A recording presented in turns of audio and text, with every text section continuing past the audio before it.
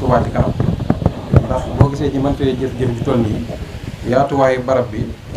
dimbali nañu ci lu bëri ndax kii bi terrain bi rek mën na 2000 mètres carrés yoo xam ne ci lañ teg ñaari bâtiment yi nga xam ne comme niñ ko baaxoo defee ci lépp lu Touba Ca Kanam liggéey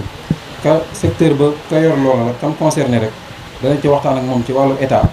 ba déggoo ceeg moom ba nga xam ne nii loo xam ne nii moom moo koy confirmer la moom la ñu doog a doxal. Ministère de la santé plan yi mu joxe woon Touba Ca Kanam saytu ko proposé ay plan yi bañ validé ko moom lañ defar fii def ko poste santé waaye comme ni mu koy waxee moom sax ministre bi mu fi ñëwee nee na lii moom ëpp na dayoo poste de santé dayoo centre la yor ñi tabax fi bâtiment boo xamee ni dañ ko diviser en deux parties benn côté bi di dispensaire benn côté bi di maternité boo demee am na bureau ICP bi adjoint ICP bi ak salle de soins bi am na ñaari salle d'hospitalisation boo demee ci maternité bi tamit am na salle d'accouchement am salle de travail am salle de garde am na bureau sage-femme bi am na bureau adjoint am na tamit salle boo xam ne nii moo doon salle d'hospitalisation bi ñi mucc ba noppi fa la ñuy dalloo salle yooyu ci nekk yëpp nag am na benn bu ci nekk defal nañ fa salle de bain ngir ñi ko yittewoo mën leen a jege defal nañ beneen toilette publique boo xam ne nii mooy nekk boo xam ne pour visiteurs yi nga xam ne ñooy ne ci biir ginnaaw bu ñu fa bawoo defar nañ logement boo xam ne nii logement bu mucc ayib la ngir ñi fi ñëw di faju di faj si mooy ICP bi ak sage-femme bi kenn ku nekk da nga am foo nekkin bu xam ne nii sa xel dana mën a dal ba nga mën a def liggéey bi ni nga ko waree yooyu def nañ ci boo xam ne nii day am 2 chambres benn chambre bi am salle de bain am salon bu mag am chambre visiteur am cuisine am douche publique am aussi magasin noonu leen ko defalee def ko rez-de-chaussée ak premier niveau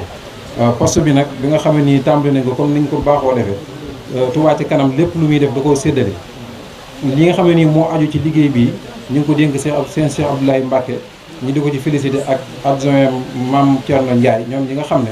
ñoo bokkoon liggéey bi di ko taxaw ci sédd léegi nag ci lañ ma joxoon man ma doon taxaw liggéey bi ca fondement ba léegi ñu doon ko taxaw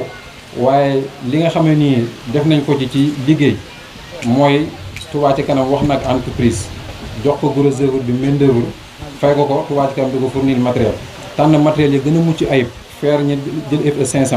fer bi nga xam ne nii mooy fer bu ñu certifié ciment ñi jël ciment 42 seen alal def ko ci kaw loolu bi ñu demee ba tollu ci équipement yi dañuy sant monsieur le maire ndax moom it bi ñuy teg xeer wi rek la engagé woon ne poste bi moo koy équipé loolee def na ko nam ko waxee woon barki démb indi na fi camion boo xam ne valeur 12 millions 495 mille ci ay matériel yoo xam ne installé nañ ko fi mooy doon matériel médical bi même ba ci logement yi nga xam ne ni ICP bi ak sage-femme bi war nañ koo jëfandikoo ci wàllu togg sax boole na ko ci ba indi ko fi comme ñu koy sant ci loolu bu ñu xoolee poste bi Touba Ca Kanam dana ci war a def valeur 120 millions de francs loolu nag poste bi ëpp na ko waaye bu ma la waxee jaayante yooyu ndax bu fekkoon ne lu état di def la il faut ñu fay étude il faut ñu fay bureau de contrôle yooyu yëpp nag murid yi ñoo ko jaayante di ko def seen doole yooyu ñu jaayante nag bu ñu ko évalué woon poste bi da ngay daal di xam ne poste bi war naa mën a jar 200 millions